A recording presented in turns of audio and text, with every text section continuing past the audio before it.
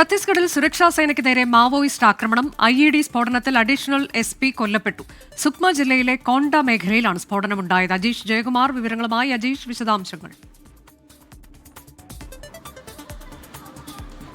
അനുജ, ഇന്ന് രാവിലെയാണ് ഈ സംഭവം നടക്കുന്നത്. ഛത്തീസ്ഗഡിലെ ഡോണ്ട്ര ജില്ലയിൽ അവിടെ ഈ പോലീസിന്റെ നേതൃത്വത്തിൽ ഒരു പരിശോധന നടന്നത്. നാളെ, അതായത് ജൂൺ 10-ന് അവിടുത്തെ മാവോയിസ്റ്റ് സംഘടന അവിടെ ഒരു ദേശവ്യാപകമായിട്ടുള്ളൊരു ബന്ദിന് ആഹ്വാനം ചെയ്തിരുന്നു. അതിന് മുന്നോടിയായിട്ടുള്ളൊരു സുരക്ഷാ പരിശോധനയിലായിരുന്നു ASP അടക്കമുള്ളവർ ഉണ്ടായിരുന്നു. ASPക്കൊപ്പം 2 പോലീസ് ഉദ്യോഗസ്ഥർ കൂടി ആ സ്ഥലത്ത് അവരുടെ ഒപ്പം തന്നെ ഉണ്ടായിരുന്നു. ഇതിനിടയിലാണ് ഒരു പ്രഷർ IED പൊട്ടിത്തെറിച്ച് പരിക്കേറ്റത്.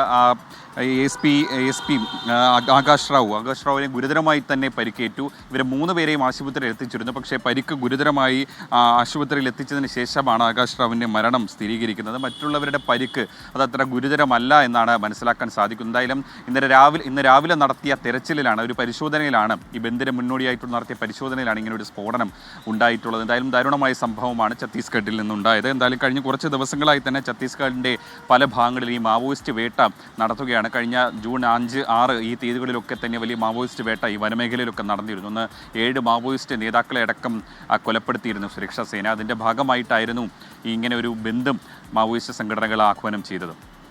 ഛത്തീസ്ഗഡിൽ സുരക്ഷാ സേനയ്ക്ക് നേരെ മാവോയിസ്റ്റ് ആക്രമണം. അഡീഷണൽ SP കൊല്ലപ്പെട്ടു. അജീഷ് ജയകുമാറാണ് വിവരങ്ങൾ നൽകിയത്.